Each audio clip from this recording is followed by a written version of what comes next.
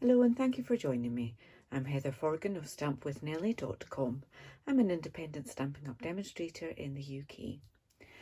I recently shared this card on my blog and someone commented on one of my other videos to ask if I had a tutorial for the watercolour pencils for these dragonflies, and I didn't, so I thought I might as well just do one.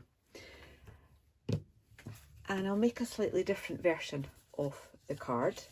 I've already gone ahead and stamped the flowers 3 times on this one and done some of the colouring, and I've got my card base ready and I've got some scraps for the dragonflies, and just to show you a couple of other things with the pencils. So Stampin' Up sell 2 different packs of the pencils, watercolour pencils, and I just have mine in a little tray that sits in a little stack at the side of my desk. So to be perfectly honest, I don't even know which ones are in which pack. And they also sell these blender pens, so I will show you how they work. And I'm just going to pick 2 colours just now and just use one of my scraps here to just give you a bit of an illustration on the watercolour pencils. So they're just like normal, or they kind of act like normal colouring pencils that you might have as a child. And obviously you've got lines there, and that's where the blending pens come in. Now, they're clear, and if you just kind of run that over there like that, you get a much smoother effect on there. Just scribbling with it on your sketch pad cleans the tip off it again, and you can do your other colour, and you can actually kind of blend those 2 together. I probably left too much of a gap there, but you can see what I mean. What you don't want to do is work on the same area and get it too wet for too long, because you get this kind of pilling on there, and the top layer of your card will rub away. So just nice and gently, do another bit.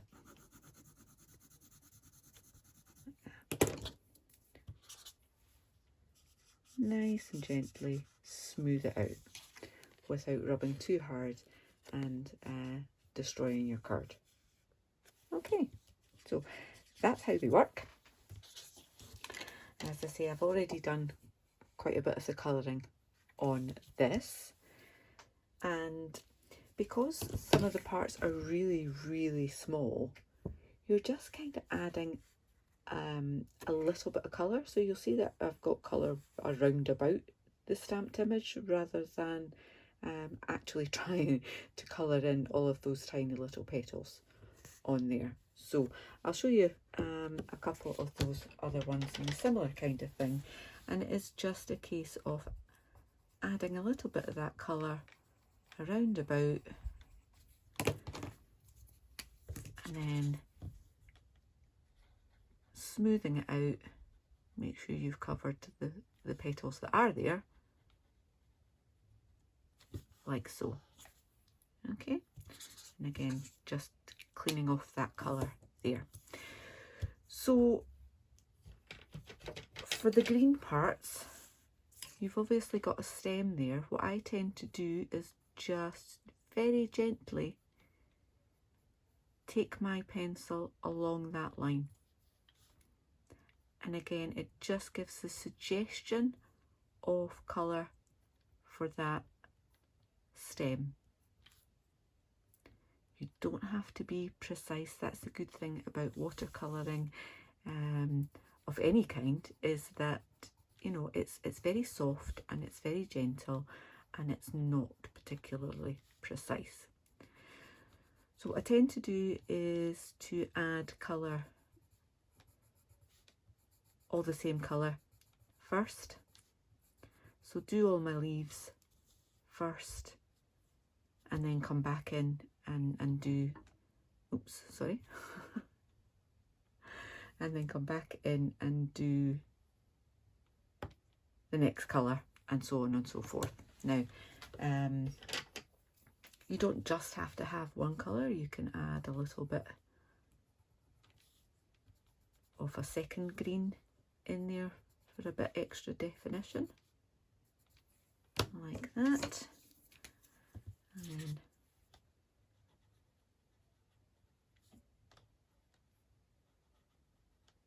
simply smooth that around as well and blend it out.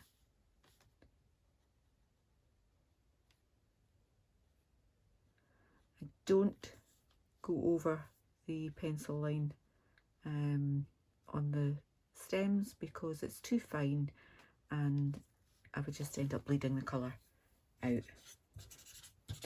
Some colours take a little bit extra to wash out, if you like, from your blender pen.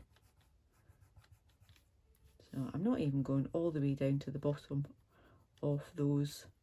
So this is probably shaking like nothing else on earth. Hope you're not seasick. But yeah, so the harder you press, the more colour you will get.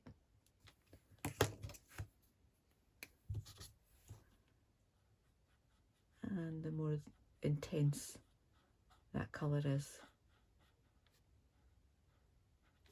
I think I need to work on my tripod setup so that it's not shaking quite so much.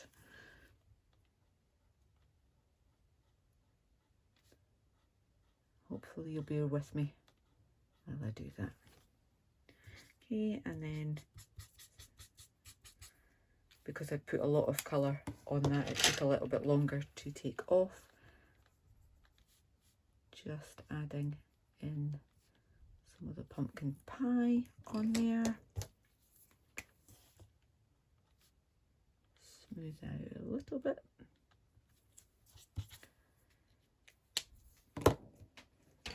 And again, just adding a little bit colour on there. So I'll carry on with this, come back to you in just a moment.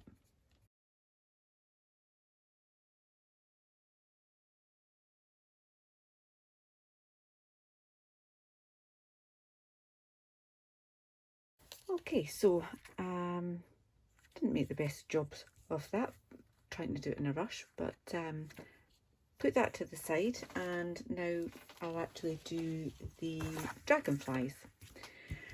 And when you're using watercolour pencils, you need to use Stazon, and that's just so that the colour doesn't bleed.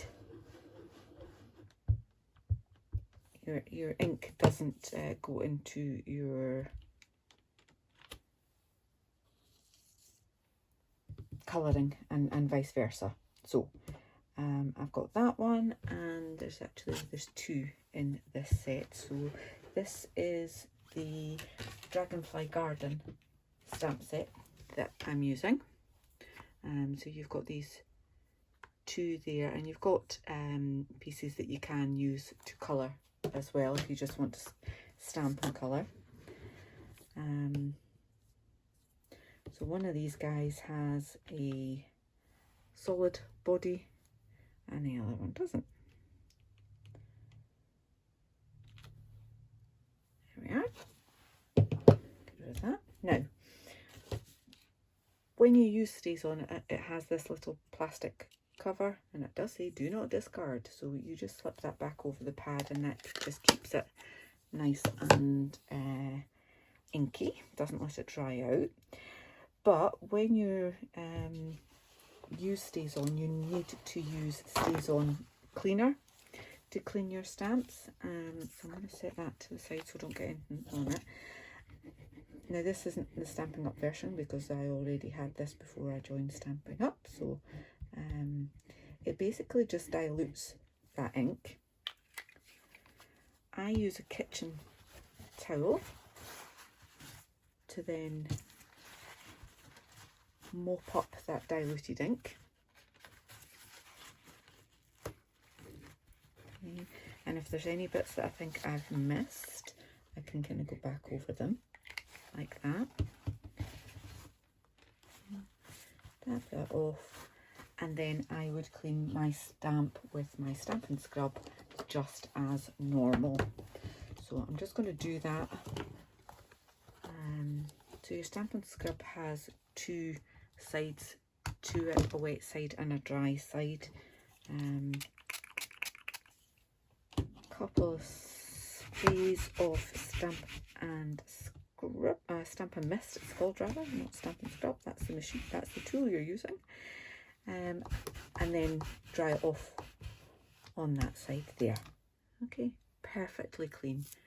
And the Stazon or the Stazon cleaner is not going to damage your stamp now because you've cleaned it all off. So I will do the other one as well, but you don't need to watch me doing that twice. So my Dragonflies, I use a combination of blues on this one and blue and purple on that one. So I'm going to stick with doing the same. Just kind of adding the purple randomly in stripes along there. Doesn't have to follow the actual stripes on the stamped image.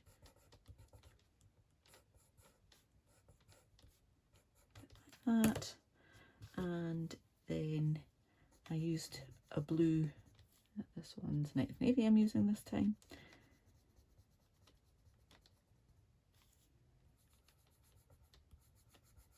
To fill in.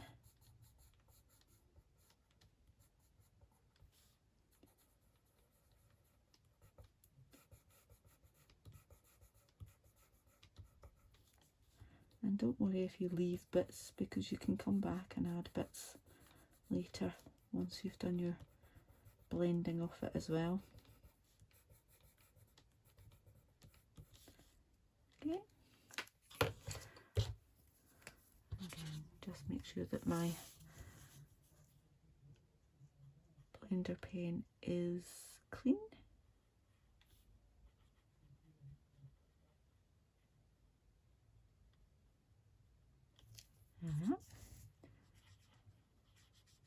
And just moving that colour around, blending it together.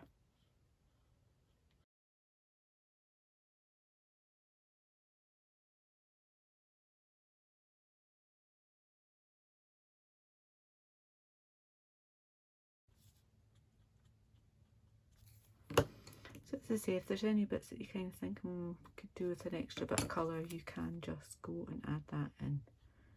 Again, just be careful of going over the same bit too many times. Okay, so I've done one. Now, what I did with the other one was just add a little bit of detail, a little bit of colour.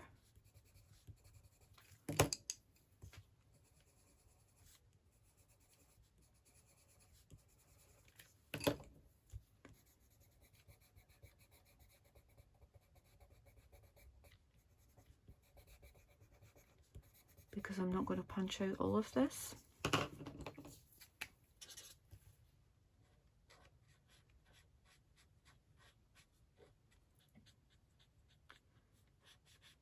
I'll show you what I'm doing with that in just a moment.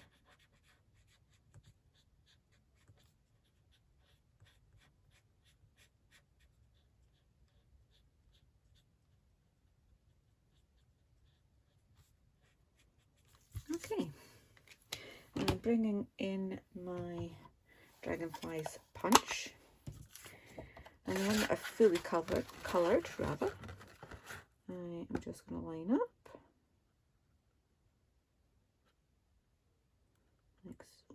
Now I did go over a little bit there, so I'm just going to try and get most of that out.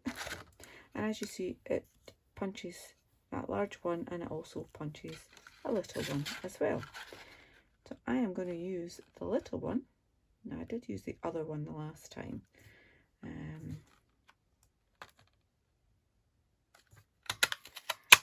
To punch that out. Okay. But you'll see there's a little white bit in there, so I'm just going to come back in with one of my pencils, and I can blend that back out again. So just make sure that I've got all of him coloured. There we go. So rather than just having a plain white one, I've got a coloured one that I can add to my card. So now just a case of putting the card together, and I have already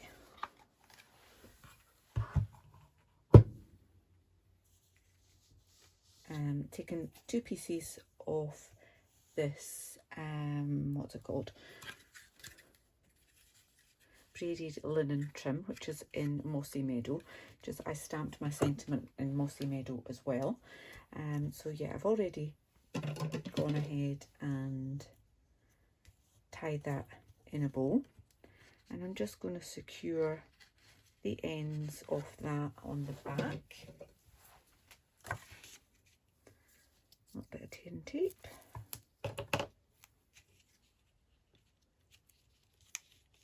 That there, so I'm happy with where that is,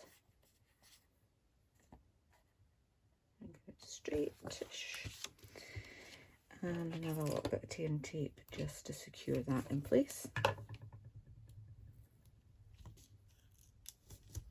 Yeah, I've actually got too much of that on there, so I'll just chop a bit of that off, and I can backing off, hopefully.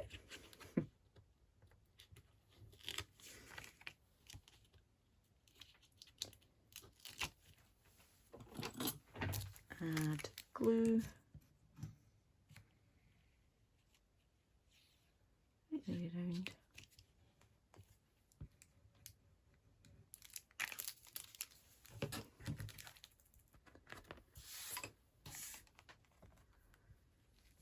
Layer that on.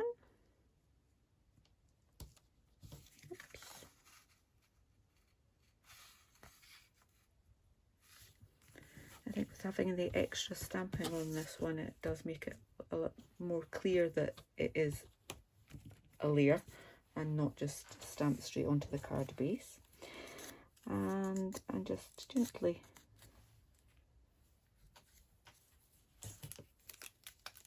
curl the wings a little bit and just add glue to the centre there so that the wings can kind of lift up a little bit as well,